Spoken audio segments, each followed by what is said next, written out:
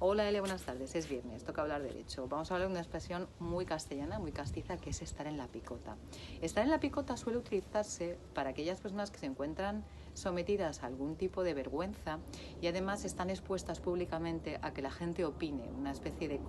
cotilleo de la Edad Media, pero a lo bruto. Ahora os voy a explicar por qué. La picota era originariamente un palo de madera que se colocaba en los cruces de los caminos o en las afueras de las villas de los pueblos, para que los forasteros supieran que en ese lugar había una picota y entonces podían advertir de las prácticas que se llevaban a cabo en esas villas si alguno de los forasteros no cumplía las normas del lugar. Fueron también trasladándose al interior de las ciudades, normalmente al centro de la villa, donde estaba el ayuntamiento, ya se colocó ese palo más o menos adornado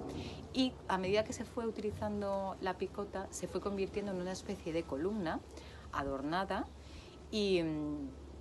bueno, donde normalmente en la parte superior se ejecutaban las personas que habían cometido delitos mayores, como podían ser delitos de sangre, asesinatos, infanticidios, parricidios, bueno, todos los idios relacionados con el homicidio o con el asesinato, y entonces se solía colocar la cabeza o una parte desmembrada del cuerpo a modo de señal y para que la gente viera que esa persona había cometido esos delitos. Los delitos menores, por su parte, los individuos eran colocados en la parte baja de la picota, bien atados, normalmente desnudos, y dependiendo del lugar se les emplumaba o se les ponía miel. Se les ponía miel para que fueran atacados por los insectos o por otros animales, otras alimañas, o se les colocaba plumas previamente con una especie de alquitrán que se llamaba, que era una cera o lo que soltaban los pinos, ¿vale? Y que también pues debía ser bastante desagradable en las épocas de calor. De aquí viene, como os digo, la expresión estar en la picota. Estas cuestiones se fueron desarrollando sobre todo a lo largo de la Edad Media, si bien es cierto que tuvieron su proliferación en torno al siglo del XV al XVII, y bueno, y por suerte han desaparecido ya de nuestras costumbres por alguna ordenanza que hubo a posteriori que exigió suprimir las picotas. Si bien han quedado vestigios y en muchos municipios se encuentra parte de la columna que ha sido reutilizada para colocar otras estatuas o para hacer fuentes, pero que en su origen eran las picotas. Os quiero contar una anécdota muy cercana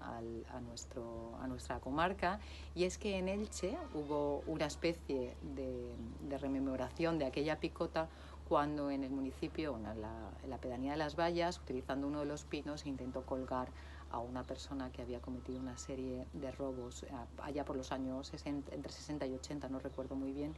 y se le intentó colgar en la plaza del pueblo de este árbol,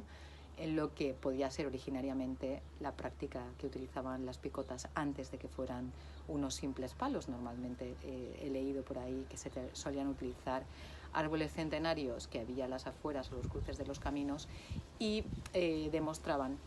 que ahí se utilizaba o que ahí se podía ejercer un tipo de derecho que venía ya establecido, que venía dado por los señores, la iglesia